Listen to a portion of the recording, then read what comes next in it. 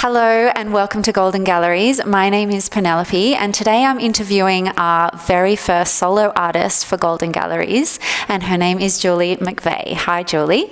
Hi Penelope. I just wanted to ask a few questions about art, your process and what people can expect from the upcoming exhibition. First of all, I'd love to know, how did you become interested in art and what kind of art do you create? Thank you. I have been interested in art my whole life. I don't really have any memories where I wasn't. I drew a lot as a child, and then as I got into high school, I got access to paints and canvases and things and had a great art teacher. And so I just feel like it's always been a part of me, like my interest in creating art, in terms of my interest in sort of the art that's out there and the art of the world. That probably came in at high school as well, when I had just great art teacher and great art classes and started looking around a little bit more. So yeah, I think art's always just been in me somewhere. So you have your upcoming exhibition the first weekend of November here at Golden Galleries. I'm wondering what people can expect to see. Well, this exhibition is going to be full of really rich, whimsical, romantic little treasures, I treat them as. I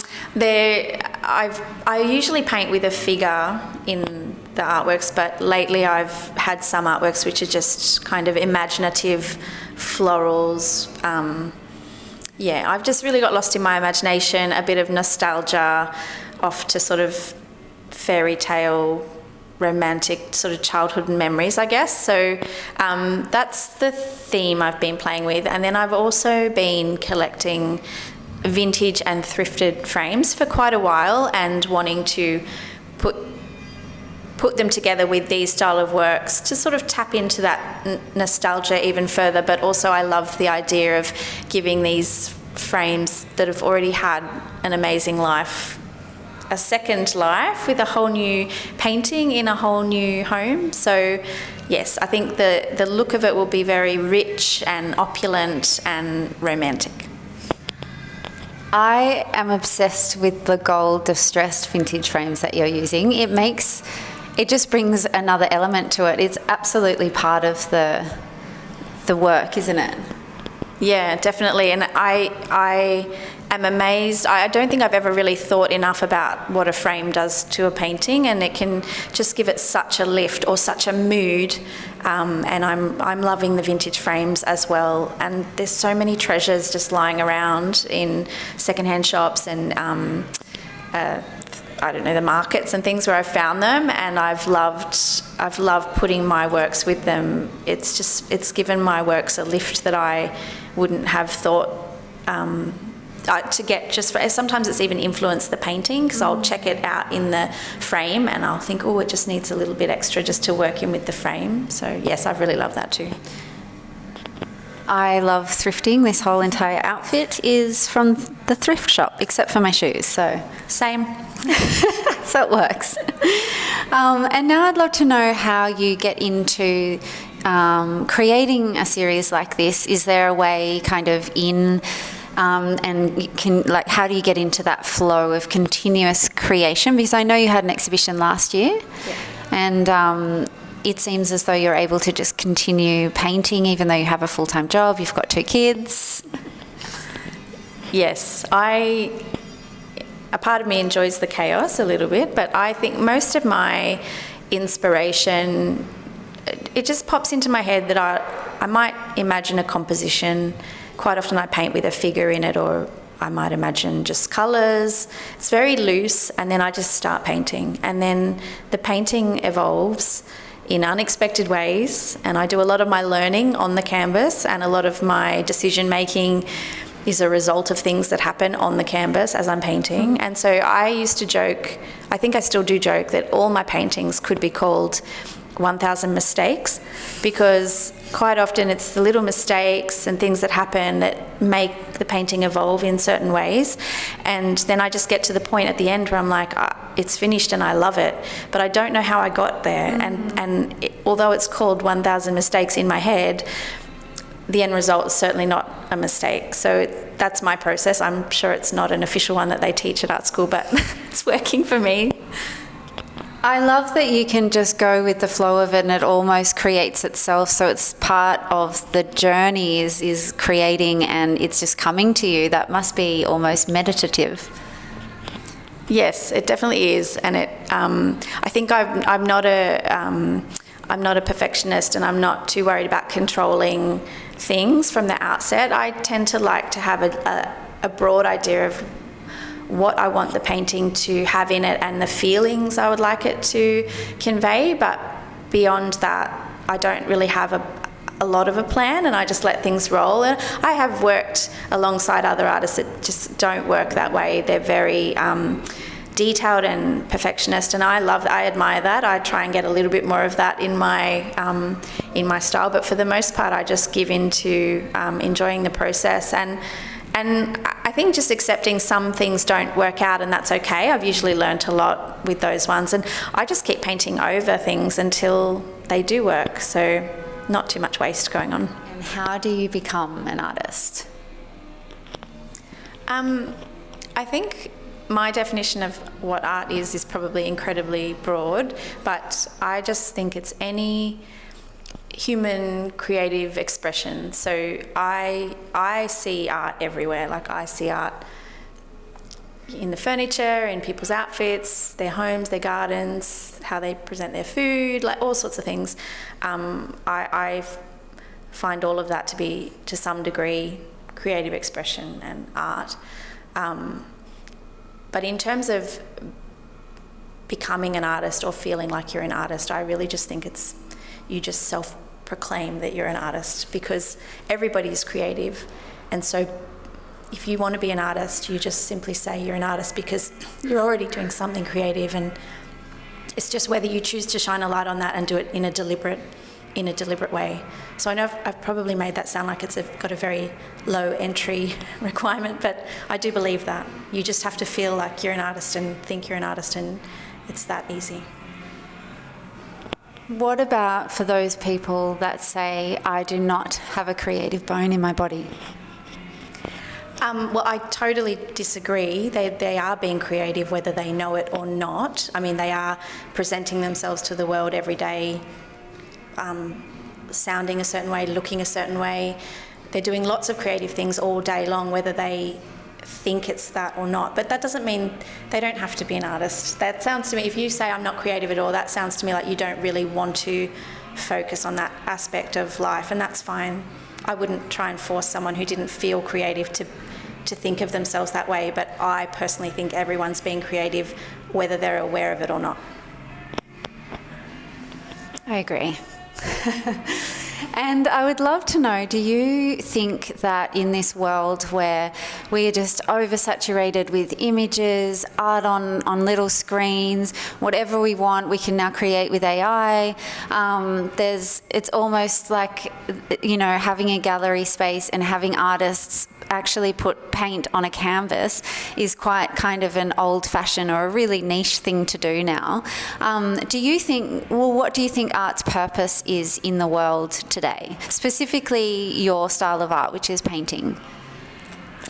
I'll address the first part of the question. So and then, no, that's okay. questions. And if I forget the rest, you can remind me. But in terms of technology and AI and all that sort of thing, and being saturated with images and having everything at our fingertips, I'm actually very positive about all of that. I have no fear that it makes art redundant or it lowers the quality. I think if you look back over the history of humankind and art, there has always been progress with technologies and materials that has disrupted art scenes for as long as you can think back. I mean, even there was a time where maybe acrylic paint was an issue, or I don't know, different materials, or imagine photography. Imagine how much photography disrupted the painting scene. And I'm sure a lot of people thought that when photographs came out, that was the end of painting, and it's not, and it probably never will be. I don't think that any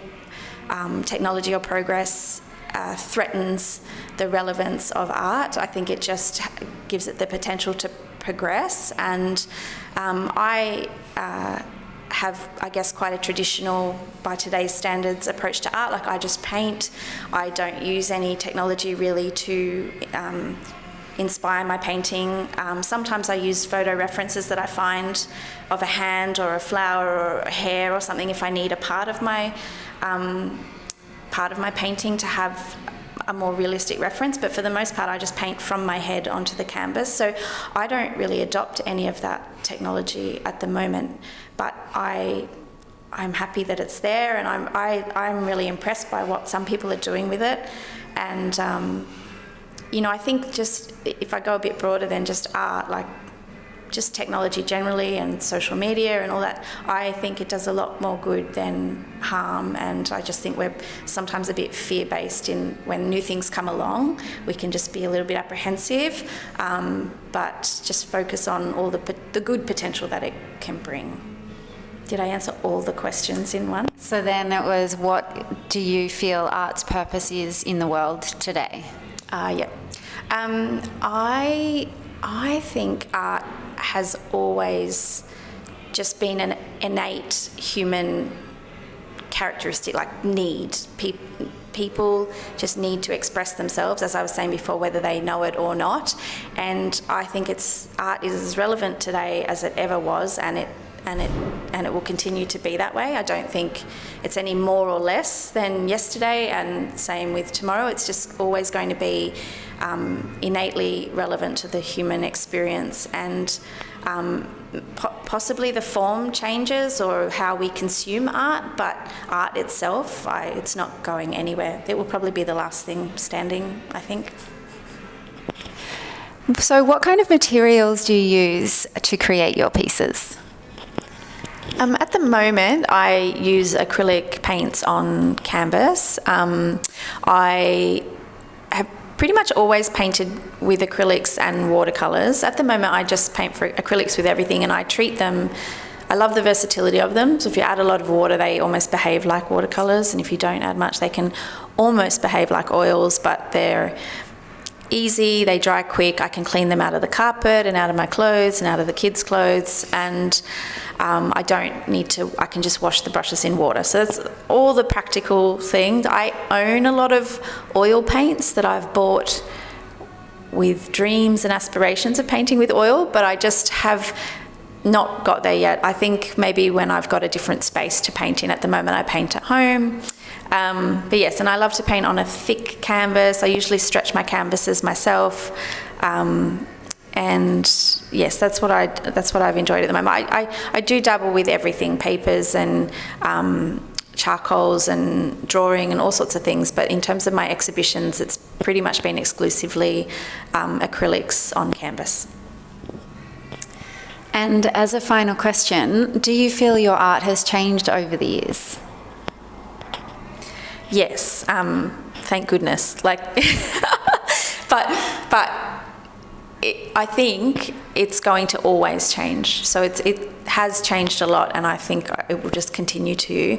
When I started painting, I was very loose, expressive, aggressive, wild, and I would paint a picture in one sitting. I don't think I even understood you could go back to it later. Like, I think I thought that you just did a painting in one wild sitting, and that's what I did. And I loved what I did, but I've definitely moved on a lot. I spend a lot of time on my work now, and I learnt to sort of work into things and bring some detail and some accuracy into my painting. And if anything, now I'm trying to go back and get a bit wild and loose with some aspects, but definitely not all of it. So it's, and in terms of the subject matter, that's evolved too. When I was younger, I would exclusively paint figures, and then I went to portraits for a long time, and now I'm sort of, I don't know where I'm at, I'm mixing it all together at the moment. But yes, I think my art is always changing and always will, and I think that's probably true for a lot of people. It's just a constant evolution. I think if you got stuck in something too safe, it might stop being that creative outlet. So where can people find your artwork, inspiration? Are you on socials? I have socials and I plan on being on them, and Instagram and Facebook and Pinterest, and I have a website, juliemcvey.com.au, where I sell any artworks that are available and some prints. So you can expect to find more information about Julie's upcoming exhibition on my Golden Galleries Instagram account and via the website. And we will look forward to having a wonderful opening night with you first weekend of November. Looking forward to it. Thanks, Penelope. Thank you.